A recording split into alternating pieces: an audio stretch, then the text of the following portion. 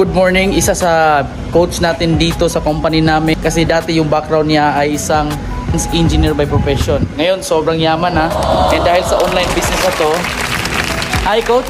Yes, hello. Ano pong pangalan mo coach? Ako pala si Christopher Buscato. Good morning. Morning. So coach, ano po ba yung reason mo bakit ka sumali sa business natin, online business? Yeah, gusto kong umasenso, gusto kong makatulong sa pamilya, gusto kong mabigyan ng magandang buhay pamilya ko. Napaka-doable kasi yung negosyo gawin eh. Pwede kasing part-time. Kasi ako dati nagtatrabaho ako, so ginawa ko siya part-time. Ang maganda kasi ngayon, lalo na sa mga nanonood dyan, no, mga gustong kumita na sobrang busy, pwede talaga siya gawin at may proven system na kasi. So, kaya talaga gawin. Coach, ano po ba yung background mo before ka sumali sa online business natin? Isa po akong computer engineer by profession at pag sinabing busy, sobrang busy talaga. Hindi mauubos yung trabaho. Kaya napapagod ako na ganun parati na lang always nagtatrabaho, walang oras sa pamilya.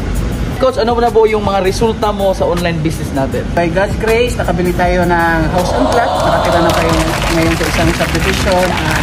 Dalawang sasakyan, ito yung latest ko, top of the line na Fortuner. Nakapag-travel na din sa abroad kasi plano ko dati magtrabaho sa abroad.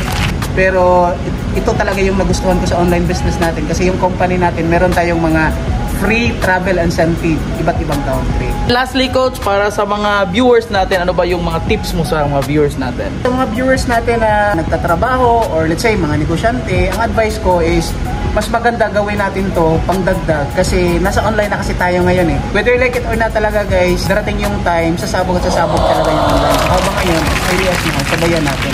At ang maganda kasi is may proven system na talaga eh.